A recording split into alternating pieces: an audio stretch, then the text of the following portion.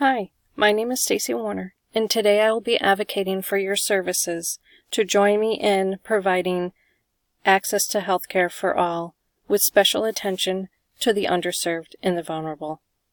Access to healthcare services is important for the achievement of healthy lifestyles by positively impacting a person's physical, social, and mental health. Having access to services is imperative to the detection and prevention of disease and disability, thus improving quality of life and overall life expectancies. According to the National Scorecard 2011, 81 million people were either uninsured or underinsured in 2010, rising from 35% in 2003 to 44% in 2010.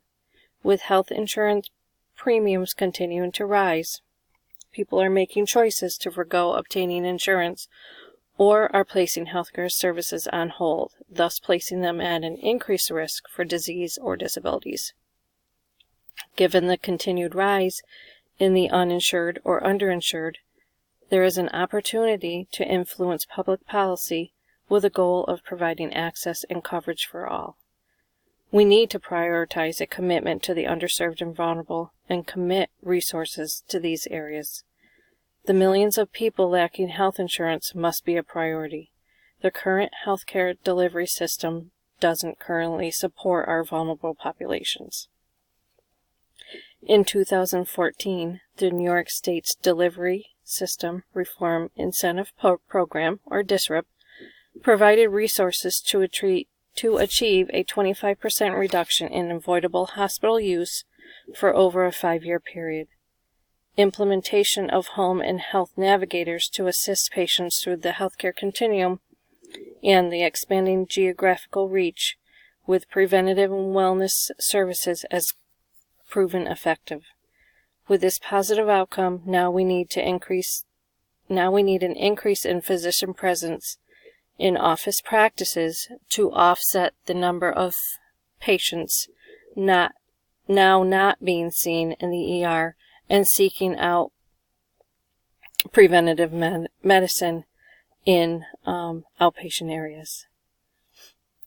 Quality measures to access the quality of healthcare can be based on positive outcomes seen from community assessment reports demonstrating decreasing number of and underinsured and control in chronic and disease conditions, as well as an increased utilization seen in office practices.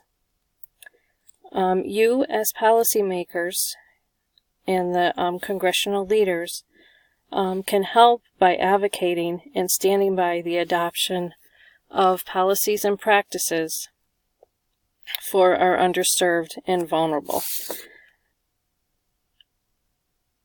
What I'm asking for you today is a regained interest in healthcare reform that calls for healthcare access for all, advocating for funding to increase healthcare workforce of providers and registered nurses, consideration of quality initiatives and subsidize